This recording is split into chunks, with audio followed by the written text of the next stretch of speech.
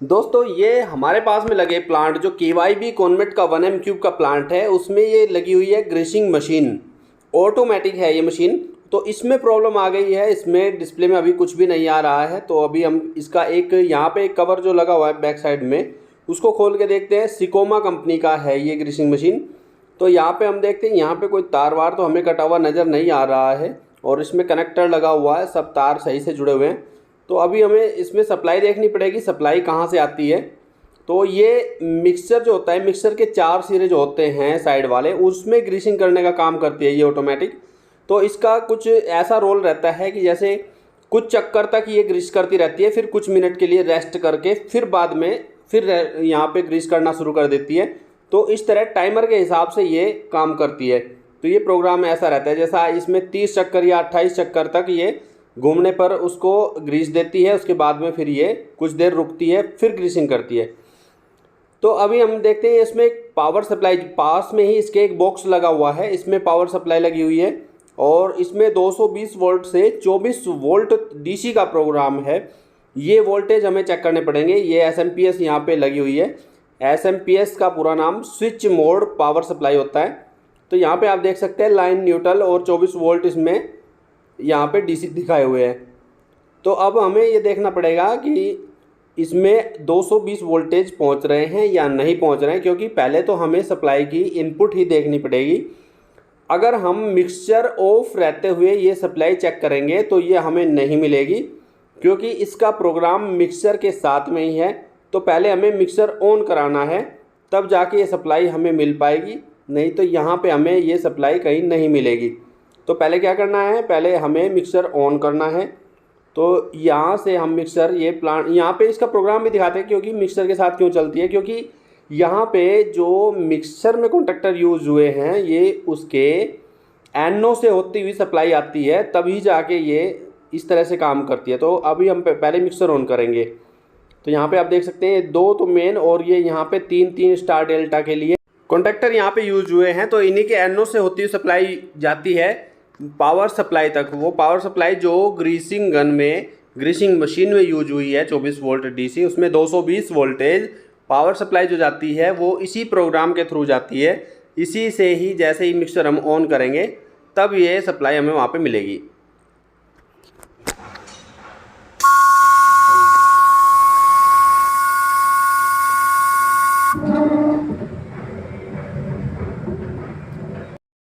दोस्तों अब हमें ये 220 वोल्टेज यहाँ पे मिल जाएंगे। ये 222 224 वोल्टेज आ रहे हैं, और अब हमें DC पे सिलेक्ट करके मल्टीमीटर को तब देखना है कि इसमें आउटपुट आ रहा है या नहीं आ रहा है। वैसे तो इसमें पावर सप्लाई में एक इंडिकेटर भी दिया रहता है, एक LED ग्लो करने लगती है, लेकिन यहाँ पे ऐसा कुछ नहीं हो रहा है। ना तो LED ग्लो कर रही है और ना ही यहाँ पे वोल्ट आ रहे हैं जो DC 24 वोल्ट आने चाहिए। तो इसको हम खोल के इसको बिल्कुल अलग कर लेंगे, क्योंकि ये क्लियर है कि इसमें पावर सप्लाई में कोई प्रॉब्लम है। तो पावर सप्लाई हमें या तो दूसरी लगानी पड़ेगी, नहीं तो इसको एक बार देख लेना होगा कि ये क्या ठीक हो सकती है। तो वैसे तो हमारे पास में इसके अलावा 12 वोल्ट की कुछ सप्लाई हैं, तो उनको हम 2 को लगा कर भी देखेंगे कि क्या उससे यहाँ पे इसमें डिस्प्ले में लाइट आती है या नहीं आती है। तो इस तरह से इसके कनेक्शन पहले ध्यान रखेंगे। ये 19-20 नंबर इसके पावर सप्लाई के हैं जो 220 वोल्टेज आ रही है, तो ये अलग कर लेंगे, ये DC के हैं। और यहाँ से ये AC के वोल्टेज हैं जो 11 और 12 नंबर है, और एक अर्थ का तार है इसमें। तो ये हम अलग कर लेंगे और इनकी पहचान भी रखेंगे, चाहे हम फ़ोटो खींच लें चाहे वीडियो बना लें। तो इस तरह से इसकी पहचान हम रखेंगे कि हमको ये कैसे लगाना है। तो अभी हम जब तक पावर सप्लाई लेके आए तब तक इस पर टेप मार के छोड़ देते हैं, जिससे कि इसमें कोई प्रॉब्लम ना हो। कोई गलती से ऑन भी कर दे तो सप्लाई आपस में कहीं शॉर्ट सर्किट ना करे। तो ओमरॉन कंपनी की ये पावर सप्लाई है जो 220 वोल्टेज AC से 24 वोल्ट DC देती है। तो अब हमारे पास में छोटी छोटी 12 वोल्ट की ये सप्लाई है। तो इस तरह से इनको हम सीरीज में करके देखेंगे कि क्या ये, जैसे बैटरी को 24 वोल्ट करने के लिए डबल किया जाता है, तो इस तरह से हम इसको करके देखेंगे। तो 12 वोल्ट की है ये, 220 वोल्ट इनकी इनपुट है और 12 वोल्ट DC आउटपुट है। तो अब हमें इसमें एक लूपिंग ऐसी बनानी पड़ेगी जैसे 2 बैटरियों को आपस में जोड़ते हैं, तो एक का नेगेटिव एक का पॉजिटिव, तो इस तरह से करके एक तार से इनको लूप करना होगा। तो पावर सप्लाई भी देंगे और इसकी लूपिंग करके इसका नेगेटिव पॉजिटिव भी 24 वोल्ट के हिसाब से इसको बनाएंगे। तो अब यहाँ पे आप देख सकते हैं इसमें जो प्रोग्राम है ये तो हो गया लाइन न्यूट्रल का, और यहाँ पे हम इसको लूप कर लेंगे क्योंकि पावर सप्लाई हमें इधर देनी है। तो यहाँ से हमने 2 तार इसके लूप करके और पावर सप्लाई के लिए निकाल लिया। 220 वोल्टेज दोनों में डायरेक्ट जाना है और यहाँ से हमें सीरीज बनानी है इसकी डीसी वाले पॉइंट की। तो एक का नेगेटिव लेंगे, एक का पॉजिटिव लेंगे और उसको हम इस तरह से लूप कर देंगे। तो देखो आप यहाँ पे देख सकते हैं एलईडी इसकी ग्लो कर रही है, तो पावर सप्लाई इसमें सही जा रही है और आउटपुट भी इसकी सही आ रही है क्योंकि आउटपुट में ये एलईडी लगी रहती है। तो अब यहाँ पे देखेंगे कि कितने वोल्टेज ये हमें दे रही है। तो इस तरह से ये 22 वोल्टेज यहाँ पे इसमें मल्टीमीटर में दिखाई दे रहा है। 22 वोल्टेज डीसी हमें मिले हैं।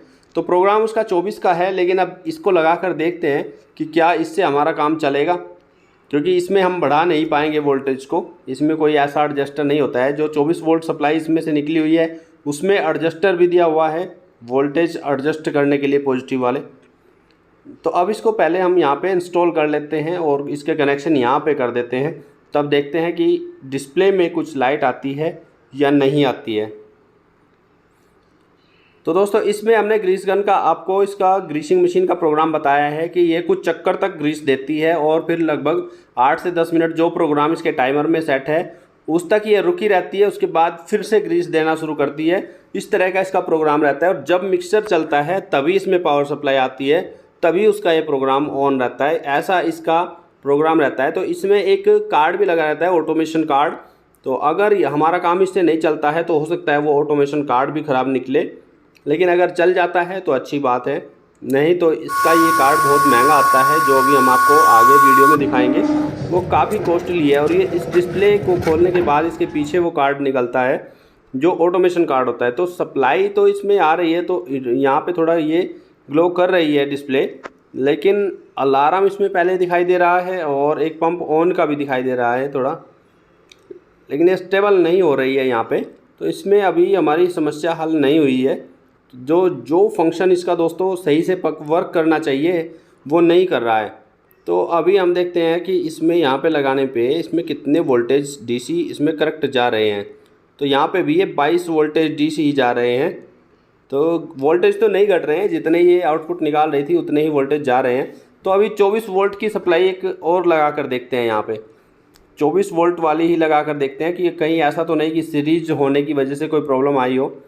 इस पावर सप्लाई का प्रोग्राम है 200 से 240 वोल्ट इनपुट और आउटपुट है इसकी 24 वोल्ट। तो इसको इंस्टॉल करके देखते हैं कि क्या ये समस्या हमारी सही होती है। तो यहाँ पे अब डिस्प्ले में यहाँ पे आ गई है और स्टेबल भी हो रही है, लेकिन ग्रीस गन काम करती है या नहीं ये देखना हमें पड़ेगा।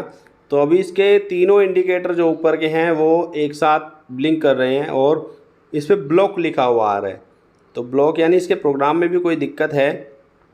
तो अभी हम इसमें 24 वोल्ट की एक और सप्लाई जो एडजस्टेबल है वो ही लगा के देखते हैं कि क्या उससे ये समस्या हल होगी, क्योंकि अभी हमारे पास में ये अरेंज हो गई है।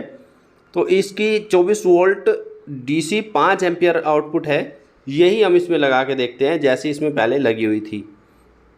तो इस तरह से इसकी वोल्टेज बिल्कुल 24 वोल्टेज करेक्ट है और इसको हम लगा करके देखेंगे कि क्या इससे समस्या हल होती है।